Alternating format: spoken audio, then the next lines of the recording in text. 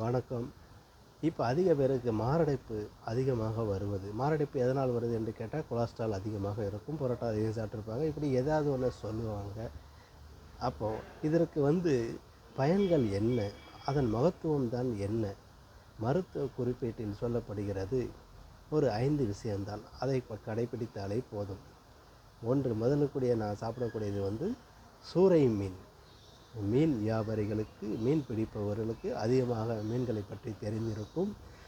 ஆனால் ஒரு சில பேருக்கு இந்த மீன் தானாங்கிறத கூட தெரிஞ்சிருக்க வாய்ப்புகள் இல்லை, குறைவு. ஆகவே சூறை மீன் சாப்பிட்டால் நல்லது. அதுக்கப்புறம் காணாங்கெழுத்தி மீன் கேள்விப்பட்டிருப்பீங்க. அப்புறம் மத்தி மீன், திரைய மீன், அப்புறம் வெள்ளனை மீன். இந்த 5 மீனை நாம் சாப்பிட்டால் மாரடைப்பு, கொலஸ்ட்ராலிருந்து அடித்து விரட்டிடும். கொலஸ்ட்ராலே இருக்காது உடம்பத்தில்.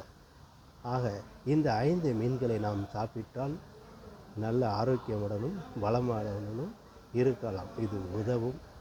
ஆகவே நெல்லை மாவட்டத்திலிருந்து வாசன் ஹோட்டல் சார்பாக இந்த மீன்களை பற்றி விரிவாக்கம் கொடுத்துள்ளேன். என்ன மீன்லாம் கேட்டிங்கன்னா, சூறை மீன், காணாங்கழுத்தி மீன், மத்தி மீன், திரை மீன், வெள்ளனை மீன்.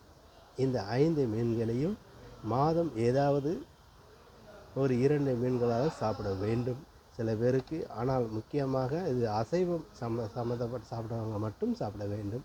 மற்றபடி உள்ளவங்களுக்கு அப்போ இல்லையா அப்படி கேள்வி கேட்கக்கூடாது. அதுக்கு அவங்க காய்கறிகளை அதிகம் சேர்த்துக்கொள்ள வேண்டும். சைவ பிரியர்கள் காய்கறிகளை எல்லா காய்கறிகளையுமே உண்ண வேண்டும். இதுக்கு இதான் தீர்வு என்று சொல்லிக்கொண்டு, நெல்லை மாவட்டத்திலிருந்து வாசனை போட்டல் சார்பாக இந்த காணொளி மூலமாக உங்களை சந்திக்கிறேன். என்றும் அன்புடன். வணக்கம்.